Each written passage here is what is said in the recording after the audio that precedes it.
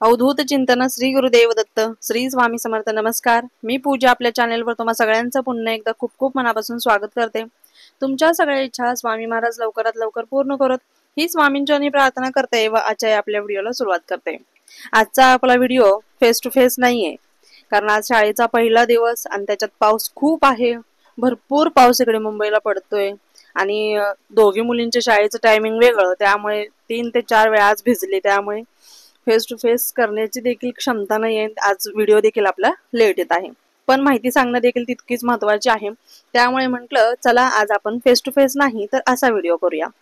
आज आपण पाहणार आहोत बघा, गुरुपौर्णिमा आलेली आहे 10 जुलैला. तर 10 जुलै निमित्त आपण गुरुपौर्णिमेची निमित्त ज्या 21 दिवसांच्या सेवा आहेत ते तर सगळे सेवेकरी करणारच आहेत. म्हणजे 20 तारखेपासून 21 दिवस म्हणजे 20 तारखेपासून 10 जुलैपर्यंत अशा पद्धतीने 21 दिवसांची ही सेवा सगळेजण करणारच आहेत. पण भरपूर जणांना गुरुपौर्णिमेनिमित्त गुरुचरित्र देखील पारायण करायचे आहे. आता गुरुचरित्राचं पारायण कोणाला 1 करायचं आहे, कोणाला 2, कोणाला 3 करायचे आहेत. ज्यांना 3 करायचे आहेत त्यांनी कशा पद्धतीने करायचं, ज्यांना 1 किंवा 2 करायचे आहेत त्यांनी कशा पद्धतीने करायचं, थोडक्यात तुम्हाला सांगणार आहे. आणि असं कोणतं स्तोत्र आहे जे स्वामी सेवे, आपण तर रोजची नित्यसेवा स्वामी सेवा तर करतच आहोत, त्यासोबत हे स्तोत्र जर तुम्ही 5 मिनिटाचं वाचलं तरी देखील तुम्हाला त्याचे अगणित असे फळ मिळणार आहेत. बघा, सगळ्यात अगोदर तुम्हाला ते स्तोत्र कोणतं आहे ते सांगते. आपण स्वामी सेवा करणार आहोत 21 दिवसांची म्हणजे 20 तारखेपासून. आणि ज्यांचे मासिक धर्म वगैरे तारीख पुढे येत आहे आडवी आपल्याला, ते लवकर सुरुवात करतील. कोणी कोणी आजपासून केली असेल, कोणी कोणी उद्या सुरुवात करणार असेल. काही जास्त पारायण वगैरे झाली, जास्त सेवा घडली गुरुपौर्णिमेनिमित्त तर काही हरकत नाहीये, किंवा कमी पडायला नको एवढंच करायचं आहे. जास्त झाली तर काही हरकत नाहीये. कोणी कोणी स्वामीचरित्र सारामृताचे पारायण करणार आहे, कोणी तारक मंत्राचे अनुष्ठान करणार आहे, तर कोणी अखंड नाम जप 1.25 लाख नाम जप देखील कोणी कोणी करणार आहे. प्रत्येकाला जशी सेवा जमते, ज्यांना जी जी सेवा करण्याची इच्छा आहे त्यांनी ती सेवा करायची आहे. बघा, त्यासोबत असं एक स्तोत्र आहे ज्यामध्ये आपल्याला अघोर कष्ट ज्यावेळेस सहन करायला लागतं, ज्यावेळेस सगळे मार्ग बंद होतात आणि सगळीकडून आपले दरवाजे बंद होत झालेले असतात, ज्यावेळेस आपण एखाद्या केंद्रामध्ये जाऊन चौकशी करतो किंवा प्रश्न उत्तराच्या कार्यक्रमामध्ये आपण सहभागी होतो आणि आपल्या घरातील अडचणी सांगतो, त्यावेळेस तुम्हाला हे स्तोत्र वाचण्यासाठी तुम्हाला सांगितलं जातं. ते म्हणजे घोर कष्ट उद्धार. अघोर कष्ट म्हणजे आपल्या जीवनामध्ये जे काही घोर कष्ट आपल्याला मागे लागलेलं आहे, म्हणजे कोणतंही काम करायला जाते पूर्णत्वास जात नाही, त्याच्यामध्ये भरपूर संकट अडचणी येतात.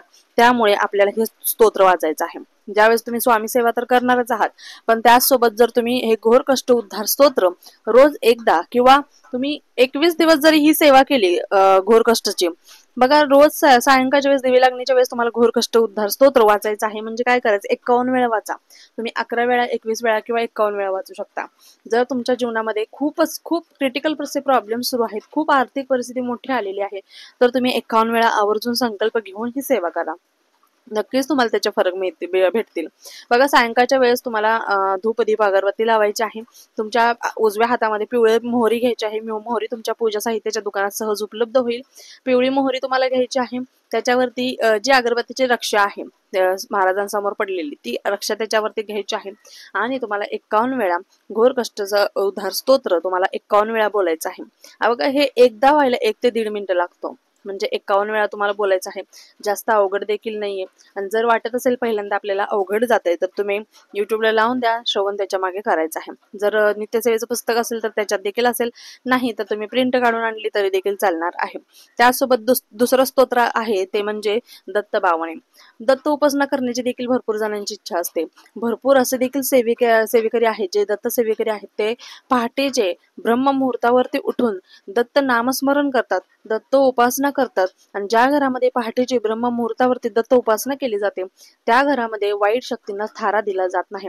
कारण ज्यावेळेस आपण श्री गुरुदेव दत्त या मंत्राचा जप करत असतो त्यावेळेस त्या शक्त्यांना त्रास होत असतो.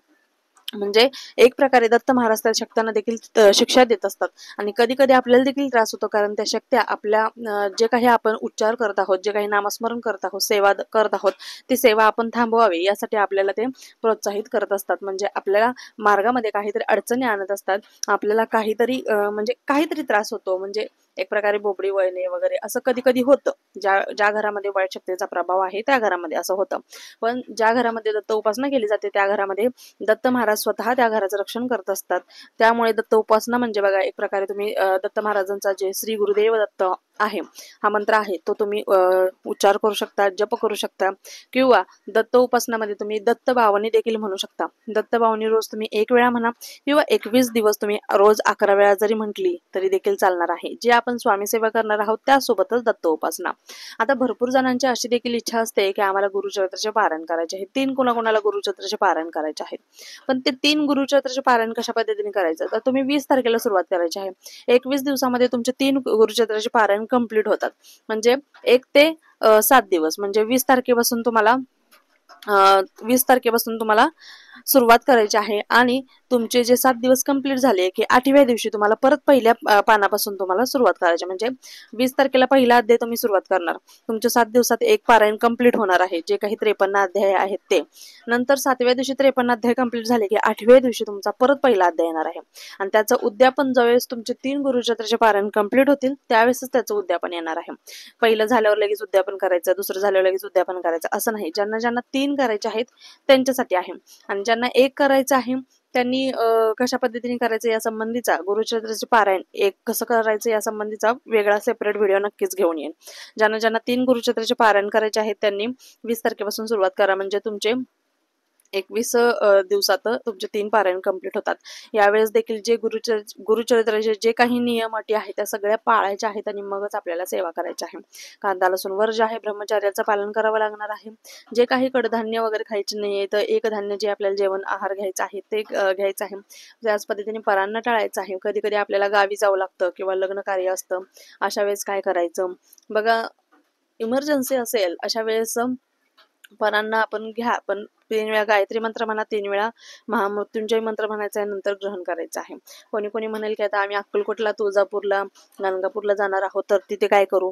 तर बघा, अक्कलकोटला वगैरे अन्न छायाचित्रात ज्यावेळेस तुम्ही अन्न ग्रहण करतात ते एक प्रकारे प्रसाद आहे आणि तिथे कोणताच दोष नाहीये. त्यामुळे तिथलं तुम्ही जेवण ग्रहण करू शकता. ज्यावेळेस आपण हॉटेलमध्ये जेवतो, पैसे देऊन अर्थात जेवतो, पण तिथे आपल्याला अन्नाचे दोष देखील लागत असतात, कारण कोणी कोणत्या भावनेने जेवण बनवलेलं आहे ते आपल्याला माहित नसतं. त्यामुळे शक्यतो परान्न आपल्याला 21 दिवस टाळायचं आहे. जे गुरुचरित्राचे 3 पारायण करणार आहेत, कारण गुरुपौर्णिमेनिमित्त भरपूर असे देखील सेवेकरी आहेत ते 3 गुरुचरित्राचे पारायण कंटिन्यू लगातार करत असतात. जर तुमची कोणाची इच्छा असेल तर नक्कीच करायचं आहे. आणि आपण इतके भाग्यवान आहोत की आपल्या परमपूज्य गुरु माऊलीने आपल्या सर्व महिला सेवेकऱ्यांसाठी दिंडोरी प्रणीत ग्रंथ, म्हणजे जो गुरुचरित्र ग्रंथ आहे तो आपल्यासाठी काढलेला आहे. कारण गुरुचरित्र हा 5वा वेद मानलेला आहे आणि गुरुचरित्र जो मूळ ग्रंथ आहे, जो मोठा ग्रंथ आहे, तो महिलांनी वाचू नये असं म्हटलं जातं, कारण त्याच्यात वेदाक्षरांचा उच्चार आलेला आहे. त्यामुळे परमपूज्य गुरु माऊलीने आपल्यासाठी महिलांसाठी पिवळ्या रंगाचं पुस्तक आहे बघा, ते गुरुचरित्राचं. आपल्या जवळपासच्या दिंडोरी प्रणीत केंद्रामध्ये तुम्हाला गुरुचरित्र ते सहज उपलब्ध होऊन जाईल. ते आपण सगळ्यांनी पठण करायचं आहे महिला सेवेकऱ्यांनी. ज्यांना करण्याची इच्छा आहे त्यांनी आवर्जून करा. आपल्या घरामध्ये बघा, मनुष्याचं जीवन म्हटल्यानंतर त्याच्या जीवनामध्ये कोणत्या संकट कधी येतील किंवा आर्थिक संकट अडचणी कधी येतील, कोणती संकट अडचणी सांगून येत नाहीत. आणि आले की वादळाप्रमाणे येतात आणि ते लवकर जाण्याचे नाव घेत नाहीत. त्यामुळे नक्कीच तुम्हाला जर ह्या सगळ्या त्रासातून मुक्तता हवी असेल तर घोर कष्ट उद्धार स्तोत्र तुम्हाला नक्कीच पठण करायचं आहे. त्यामुळे नक्कीच तुम्ही या सेवा करायला अजिबात विसरायच्या नाहीयेत. त्याचसोबत आपल्या जवळपासच्या केंद्रात देखील गुरुचरित्राचं पारायण होतं, तर तुम्ही तिथे जाऊन जर नाव नोंदणी करून आपण गुरुचरित्राचं पारायणाला बसलात तर अतिशय उत्तम आहे. कारण गुरुचरित्र पारायण जे केंद्रामध्ये जे केलं जातं ते सामूहिक पारायण असतं आणि तुम्ही घरामध्ये एकदा पारायण करता त्याचं एकदा फळ मिळतं. आणि ज्यावेळेस तुम्ही पारायण केंद्रामध्ये करता त्यावेळेस सहस्त्र अनंत पटीचं तुम्हाला पुण्य मिळत असतं. त्यामुळे नक्कीच केंद्रात शक्य असेल तर केंद्रात करायचं आहे. अजून काही अपडेट असतील तर तुम्हाला नक्कीच नेक्स्ट व्हिडिओमध्ये देण्याचा प्रयत्न करणार आहे. आजचा व्हिडिओ आज इथेच थांबवते. छोटीशीच माहिती सांगितली, पण खूप महत्त्वाची माहिती आहे, कारण आता 20 तारीख जवळच आलेली आहे, आज 16 तारीख आहे. त्यामुळे सगळ्यांपर्यंत हा व्हिडिओ पोहोचणे देखील तितकंच महत्त्वाचं आहे.